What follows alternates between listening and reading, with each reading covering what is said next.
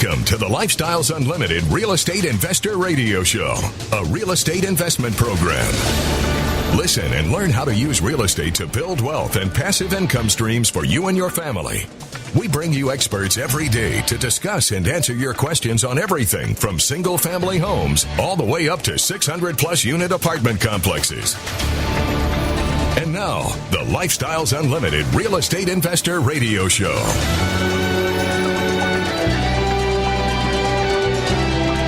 Welcome to the show.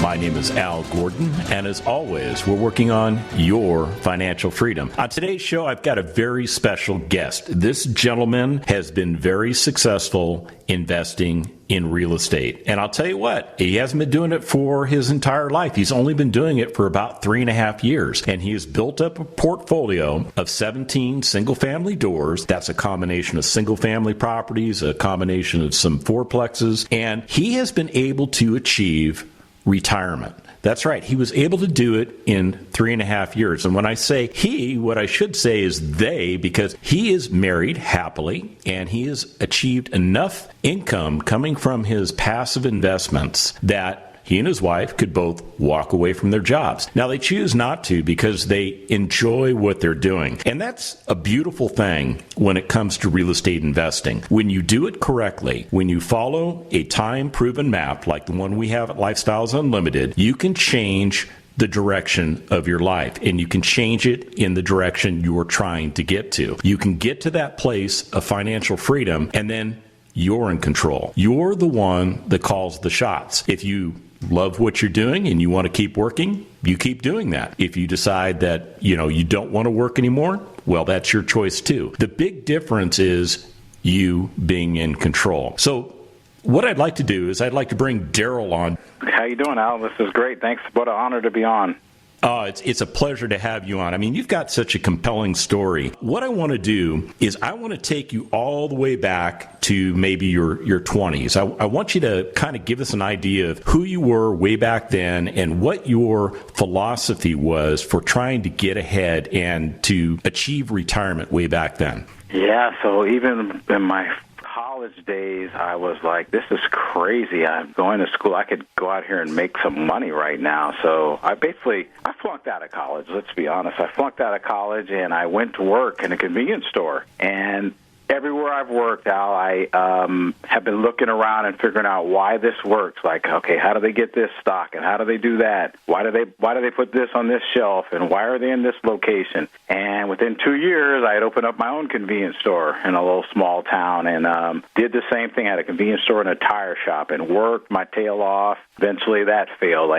In fact, one of my employees had stole so much money from me, I ended up selling him the business. Then got a tax service. A buddy of mine was doing real good with tax service, so I invested in some tax service, and we worked, and we lasted maybe 2 or 3 tax seasons. I don't even think that long, maybe 2, and that failed. And just wanting to make it, knowing I was hardworking enough to make it, and just trying to find that pathway. I went and sell cars, and I opened a car lot, and everywhere I went, it was the same pattern. I would look around and see what people are doing, why they're successful, and try to duplicate that in my own, but it ended up being basically just another job. You just bought a job because you have to be everything when you open your own business, when you have no structure or no teamwork. And so you're the accountant, you're the janitor, you're the marketing, your sales, your accounting, your everything. You're top to bottom. You turn the lights on in the morning and close them. And most businesses, we know that don't last 5 years in America. For all the good intentions and all the smart, most businesses fail.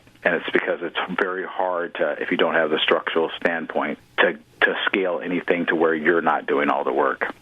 I'd have to agree with you there. It's that concept of the turnkey business. If you're not there to turn the key, the business doesn't operate. I think a lot of us, when we're younger, we've got a lot of energy. We have a lot of time available to us, and we have great intentions, and we go out and do things like you've tried to do, but somewhere along the way, something fails on us. Something just doesn't quite work out, and we wind up in that place where we don't want to be. What do you think it was? What was that one thing that kept you from being as successful as you were trying to be in those businesses? I think it's to get to the scalable size, you have to have a big team.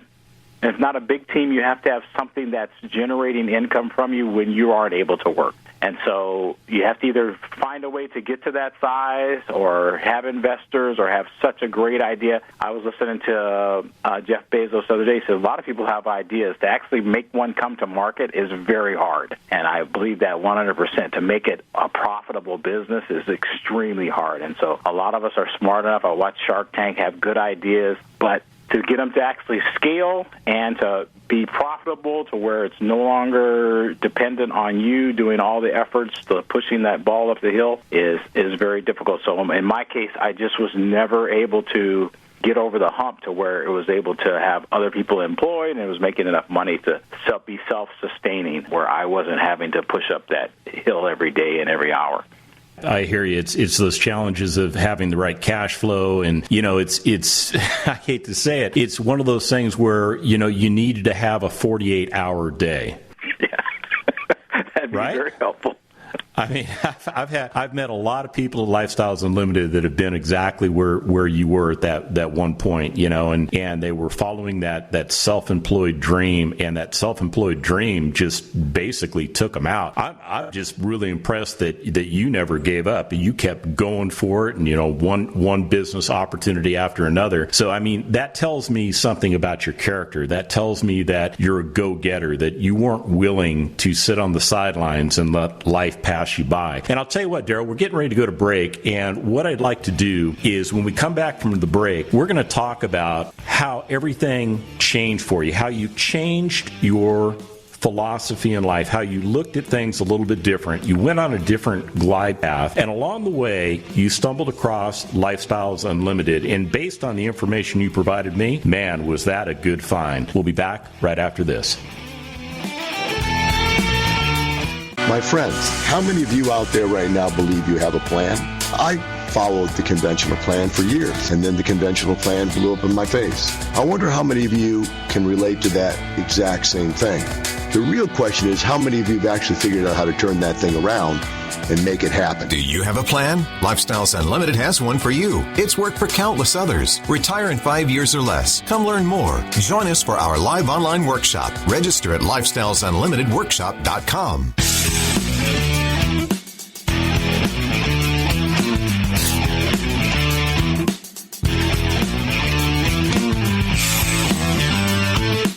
We're back with the Lifestyles Unlimited Real Estate Investor Radio Show.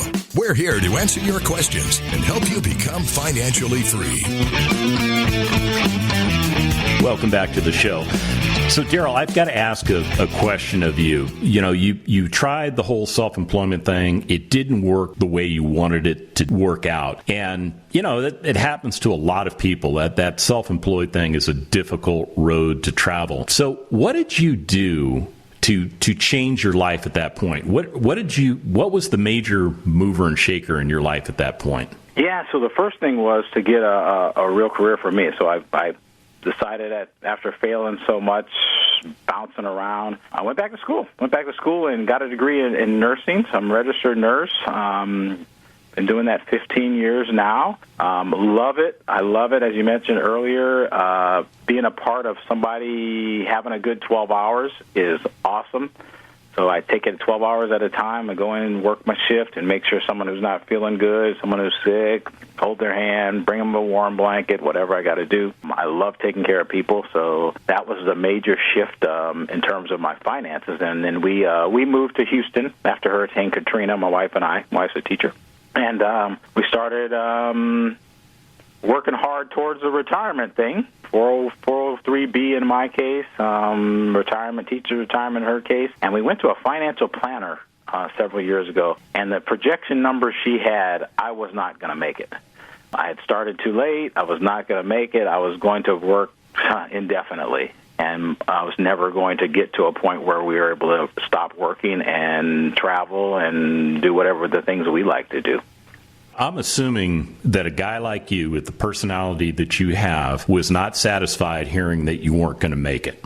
No, that's one of those quiet moments when you just sit and look at the paper. You don't say anything to anybody, but you say, this plan, thank you for the plan, but we're not going to make it. So then you start thinking, well, maybe I can get my kids, the next generation, kind of the next generation, to the point where they're not going to go through this nonsense of working for 50 years, having very little to show for it, always having to live paycheck to paycheck.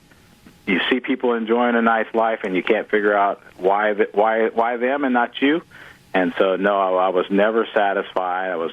Inside we were living good. I'm frustrated at the same time knowing the future. And as the supporter of the family, it's my job to make sure that my family's taken care of and lives the best life that they can. And I knew I wasn't going to get there. And that just let me keep searching. Reading Rich Dad, Poor Dad, reading The Richest Man in Babylon. I read a ton of books and just never found the mechanism to get me to a point where I could see the light at the end of the tunnel. All I saw was more work, to be honest with you. What happened to create that spark for you that changed your life? Yeah, so I had heard Lifestyles Unlimited on the radio, their commercials, and a friend of mine came into work, a nurse friend of mine, very A personality, she's very strong, and she said, I'm going to buy a house.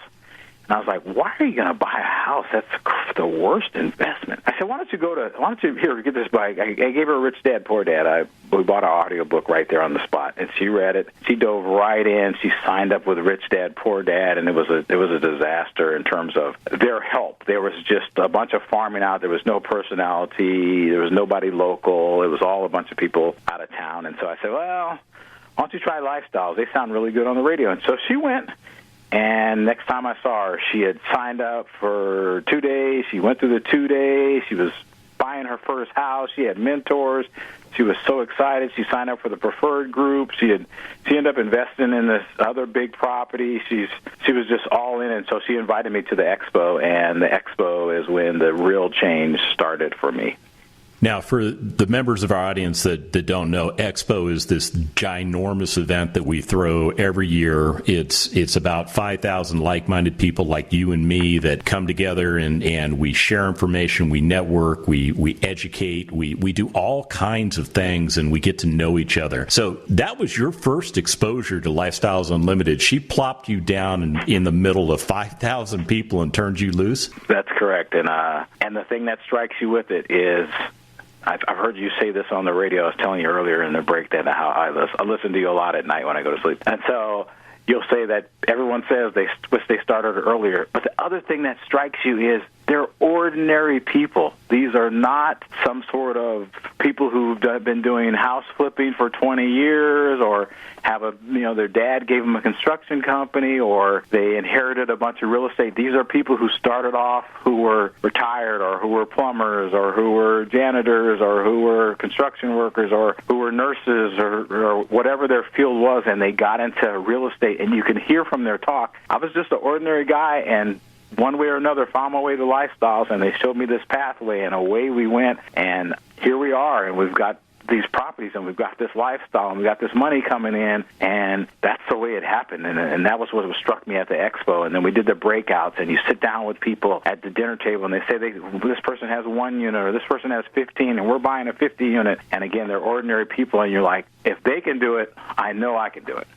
It is definitely a game changer when you start to realize that this isn't just for rich people. This is for people like you and for me. Yeah, it's amazing the people that you'll meet at Lifestyles, and I know it kind of sounds like a commercial, but it's just the truth. It's just the truth. You get your listeners are going to have to take it for what it is. You'll know if you ever go to a Lifestyles or get around people with Lifestyles, and one of the reasons why I'm not some professional radio. You guys asked me to come on. I'm just an ordinary nurse and a teacher. My wife's a teacher, and we're just kind of boring people, but we did want a different lifestyle. We did want a different sources of income. But, yeah, we're just ordinary people. We don't have a better IQ or a better pedigree, or if I can do it, anybody can do it. And it's amazing when you find out, hey, this is step 1, and step 2, and step 3, and you start following those steps, and you find out it really does work, and the bank really will loan you money if you find the right properties, and there's cash flow to be made, and it's kept growing from there in the 3.5 years we've been doing it. The one thing that all of us have in common once we become members of Lifestyles Unlimited is we go through that 2-day financial freedom course. Do you recall going through that? 100%. It was Saturday and Sunday, and Dale taught the class, and day 1, he just beat the tar out of me in terms of money mistakes I was making. And again, I had read a lot of the books that almost every investor's read, so I thought I was financially literate, but I was doing stuff, but I was doing it in the wrong way. I wasn't getting anywhere with it. And Dell showed me with math, hey, you're doing this, but if you did this with real estate, here's where you would be. And then you're doing this with your 403B, and they're just holding your money. And one of the funny things I do now with people, I say, okay, well, who's our finance, who's the finance people who are keeping your money? And at the place where I work, it's Fidelity. It could be Schwab or E.F. Hutton or whoever it is who's handling your money. I say, where's their address? And nobody knows where their money is. Nobody that's knows amazing. where this actual place is that has about 50,000, 100,000. Hey, we're going to break real quick. When we come back, we're going to get into the deals that he's done. We'll be back after this.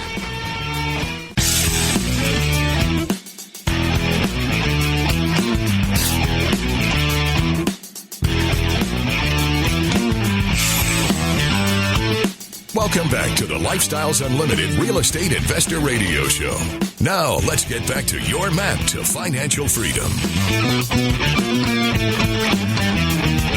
One of the things that I have learned about Darrell in the short time that I've had to interact with him is this is a gentleman that puts his mind to work. He gets focused on a concept, and he will put 110% effort into everything he does. And I'll tell you what, we talked about in the first segment, we talked about some of the, I hate to say business failures, but he had some business failures. But the key thing was this: he never quit. And then he got involved with a passion in his life. He's been a registered nurse for many years. He works in ICU units, so he's dealing with people that are, they've got some significant problems, and he is there because he enjoys working with people. He enjoys helping other people. And then he found real estate, and he learned that he could use those talents to not only get started with investing in real estate, but to build a portfolio that would effectively retire himself, even though he chose to keep working. So, Darrell, what I want to do is I want to get into this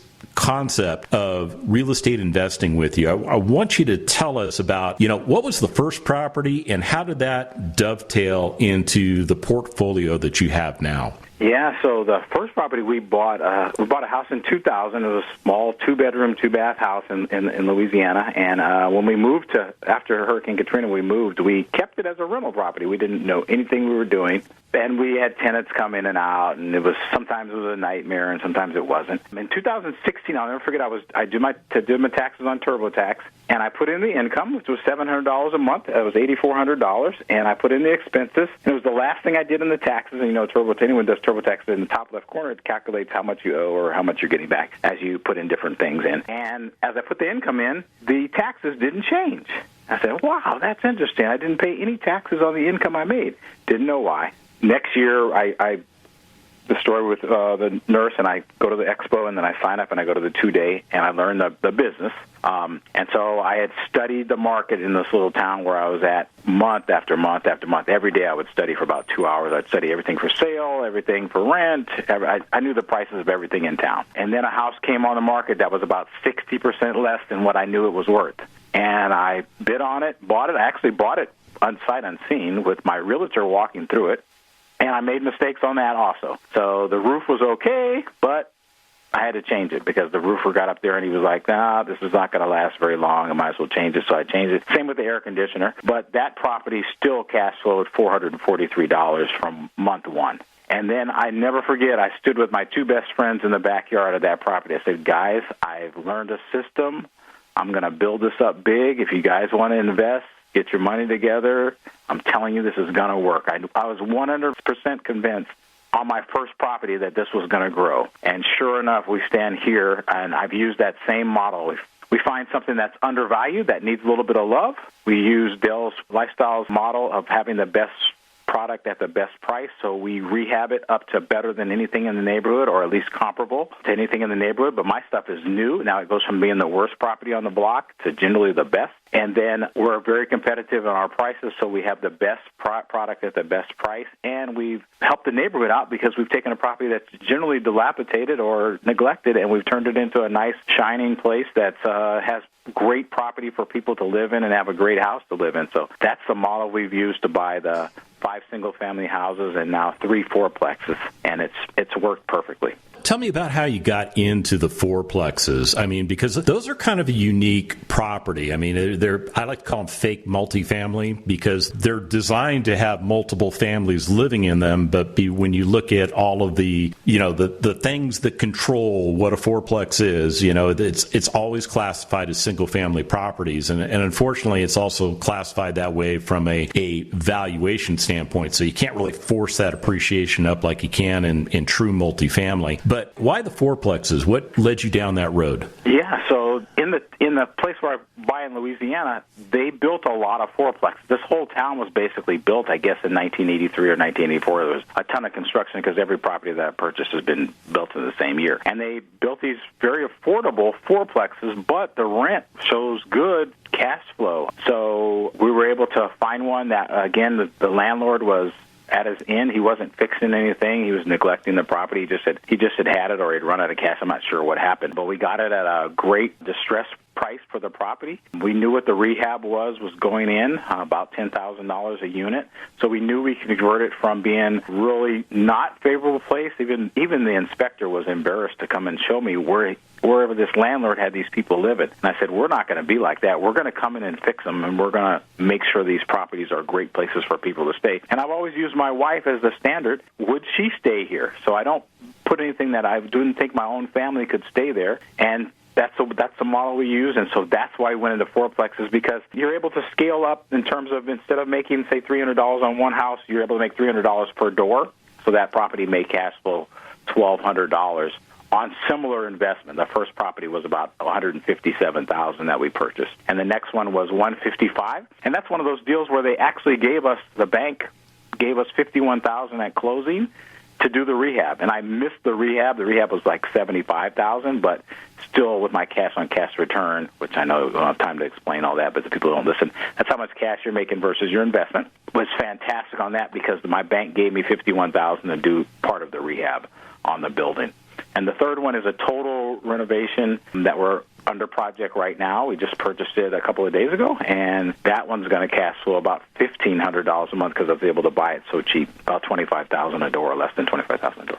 So what kind of renovations are you finding that these properties are needing? They're in the shape where we like to do.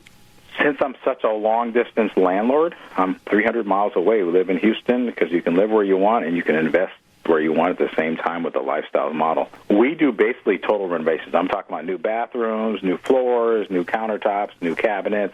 If the countertops need to be replaced, we replace them. New appliances, new paint job. That's basically what we do. And then we do some minor landscaping outside. I'm not really big into landscaping. These properties haven't really afforded, but I make sure they're clean and the grass is cut. A lot of times I'll employ some of the tenants to do some of that work, so I'll also give them work along the way. And so those are the renovations that we basically do. And me and my contractor, we can walk in a unit now that we've done so many, and we know exactly we can do it. We'll say we're going to do it like this, and we know the price almost down to within $100, and that's an experience thing. Do you physically go to these properties while the renovations are being conducted? 100%. I go to every project at least 2 or 3 or 4 times. And a lot of times I'll just, as we finish one, I'll sleep in one while I'm there, and some supervise and just help out my guys so we can do it fast. One of the things that the key is to get your renovations done and not have that delay. As I've said before, I've never made a mortgage payment on any of the properties that I've purchased because we've been able to turn them fast enough to where I have tenants in it before the first payment's due. They're making those payments for me, so it's a totally safe investment. But, yeah, I visit them. I go down. In fact, we're flying this weekend down to New Orleans, and we'll go look at the projects that we have underway in a couple of the houses. But I have good eyes on the ground, and I'm able to do a lot of stuff remote, but we do go and visit every property to make sure little tweaks and stuff here and there so we can make sure it's going to our proper standards that we believe it should be, that we want people to live in. Sounds good. Hey, when we come back from the break, we're going to get into your future objectives. We'll be back right after this. Lifestyles Unlimited Executive Vice President, Business Consultant, and successful real estate investor Lynn Murrow on the critical difference between those who succeed and those who fail. Whether you have a small business, whether you are running a division of a large corporation, whether you're a CEO of a Fortune 100 company listening to us right now, or whether you work for somebody else, you have an area of responsibility and you are presented with a novel challenge by a novel virus that's going on right now. And the key to all of that is keeping your head up and looking for opportunity when what you want to do is curl up in a ball and go to sleep. And that is the critical difference between people who succeed right now and people who fail. Lifestyles Unlimited has been helping people succeed since 1990. Join us for our free online real estate workshop and learn the 7 principles we teach to run our business and provide for our families. Register at lifestylesunlimitedworkshop.com.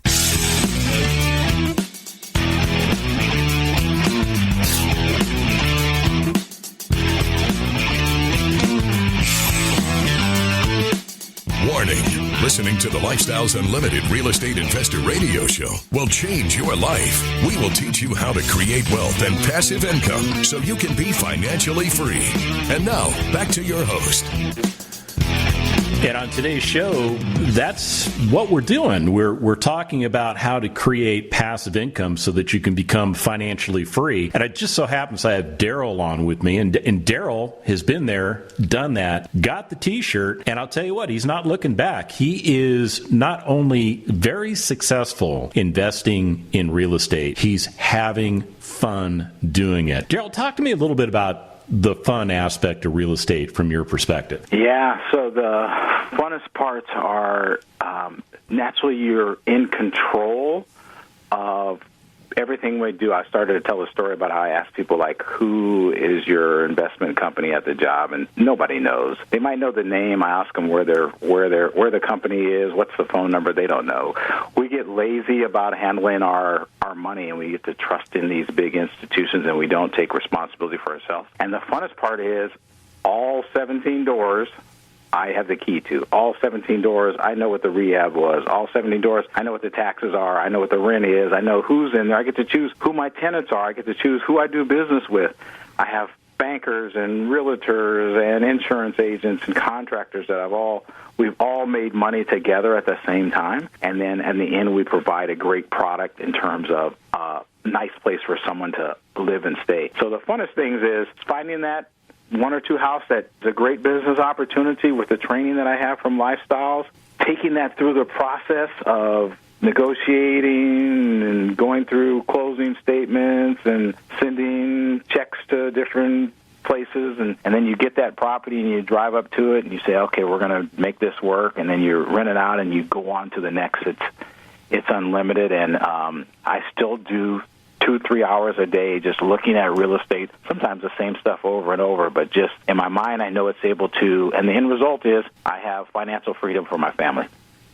That is awesome. Talk to me about the projection forward. I mean, you've got 17 units under your belt. You've been able to effectively retire yourself. What's the next step for you? Yeah, so I am looking at increasing my membership at Lifestyles so that I can get further training to buy a true multi-unit. So once you get above 5 units, then it becomes a true multi-unit. But I want to buy something 24, 30, or maybe even become like a lead in one of these big deals. I feel like I have the passion. I feel like I have the communication skills. I feel like I have the knowledge now to understand the different terms and understand what would make a good deal and what wouldn't. I constantly looking at numbers on bigger deals to try to educate myself on that. But I understand I need more training on it, and so Lifestyles provides that path. So my immediate goal was to get to 32 units and then officially stop working as far as a nurse, or now I don't have to work, but I'll officially stop working and be a full-time property investor, real estate investor, and then I'm looking for the big deal for furthering my family legacy and working with both of my sons in terms of the business and building something where we can do a family business, which is so much fun when you're able to have conversations more than just, go to school or whatever. We're talking about business. We're talking about long-term planning. So that's the long-term plan, to be doing this for several years and then have a legacy to pass on to my kids. And have your kids been educating themselves? Have you been educating them? Absolutely, both. So my oldest one is 27. He's starting to look at real estate. He can analyze a deal. He'll come and say, hey, look, what about this one, Dad? And I'll say, oh, okay, well, here's what I would do on this case, this, and this. And then the 18-year-old can really, he's been under my wing for a while. He can break down a deal. I found a deal on Facebook Marketplace. And 2 days later, he's like, Dad, this deal's great. We need to do this. This property is generating this type of income. And so it sold, and it wasn't quite right. It was too far out of town. But he can really break down a deal. He does a lot of the accounting. He does a lot of the paperwork, computer work for us. He's so efficient on the computer. So it's going to be a family business. My goal for him, he's going to college, starting his freshman year in a couple of days here. But my goal for him is to get him through college debt-free, and that hopefully he'll never have to have a job. He'll have such a real estate portfolio, and he'll be so excited and see what we're able to keep doing over the next 4 years, and he jumps right into it, either manages the business. That's what I'd like to get it big enough where we can turn it over to the kids, and me and the wife can travel and do what we'd like to do. You're working on the family office. I mean, you've pretty much figured out what that concept is, and you're putting it into place. Yeah, so I was telling you the story. Curtis Hines did a video, and he talked about a family office, which is for people who have nice fortunes or whatever, or fortunate to have a lot of money. They have people that do their investments, and they have an office. It's like a lawyer's office or whatever, where they have several people who are managing their money. Well, we didn't have that, but my wife and I had us. And we had Lifestyles Unlimited. And Lifestyles Unlimited gave us a package that ordinary people, which is what we are, just ordinary, hardworking, honest, probably just, you would pass us in the grocery store and you'd be like, no way does he have 17 properties. And yeah, we have 17 doors, and we see no reason to stop, because when we're able to analyze a deal and you know what you're doing, which Lifestyle teaches you, I find it hard to believe you'll lose in real estate. We haven't had even anything close. It's just been all positive, and we see that trend continuing. Nobody can predict the future, but we see that trend continuing for a long time here. Now, do you have a plan to maybe liquidate some of the single-family properties, or are you looking at, buying and just continuing to hold those? At this time, I plan to be a buy and hold. What we have been able to create is quite a bit of equity in the property. So we plan on going back and refinancing many of the properties and taking that money from either organic appreciation and or forced appreciation when we rehab them. And so we have a ton of equity in our properties. We plan on, over the next year, taking the equity out of those properties and going and buying or partnering with a big deal, multiple units, 50, 100 units, and that's just going to be, that's in the 2-year plan. We do plan on holding on to the properties as long as they're Class 1, and as long as the neighborhoods stay where they're decent, right? You keep watching them, and that's one of the reasons why you go and why. Every time I ride down Louisiana, I drive by all my properties, unlike Fidelity, which I don't know where they are, so I can't drive by them. I don't know where they're at either. They're in Boston. Oh, well, now I know. So I've got a question for you. Since your properties are so far away from where you live, do you self-manage? We do. I have a fantastic property manager / contractor who I met on the very first property. And I heard someone say you won't be successful from your first property, but you'll be successful because of it. And a gentleman named Angel, and me and him are like, he treats it like his properties. He knows we're going to do a lot of business together, so we've grown together. So he's the one, if I have a toilet clogged up or whatever, I call, but also he's the one who'll walk the properties. We do all our construction together. So he's a property manager, foot on the ground there, but I'm able to manage them. I built systems where we're able to collect rents, we're able to handle if they have a problem, where we're able to evict people if we have a problem, where we're able to lease properties when we have new properties. We've put systems in place, and we're able to manage it long distance, and it's worked out fantastic. I think I have the tenants of the properties that are done and rented. We have very good tenants. I think I have one that I might need to get rid of, but I'll say about 95% have been fantastic, and we screen very hard. And so just following Darrell's teachings, we've been able to put it in place where we don't have to be there because it's not a job, not like my other businesses where I had to be there all the time. This business runs on its own once you do the right thing for people and you get the right people in place. Yeah, I think it's pretty cool. As I was looking back through the notes that you sent me, and it's like back in your 20s, you had several businesses that didn't make it. Now I'm looking, you're a couple days older than that. I'm not going to disclose your age. And now you've got literally 17 businesses that are all functioning very profitably. And I think that's incredible. So let me just ask you this question. Do you have financial stress? Not at all, Al. It's such a relief. My wife still, do we have enough money to buy this next property? I said, babe, we've got enough money to buy the next property. We got this, and this. We have income coming in. We have this much in rents. Our bills are low. Actually, have money in the bank where we're not worried about it. We actually save 20% of all the income, all the rents, all the money from nursing, all the money from teaching, but that goes straight into savings, and it doesn't affect our lifestyle one bit. So the financial stress is completely gone. The good stress is what's the next property we're going to buy.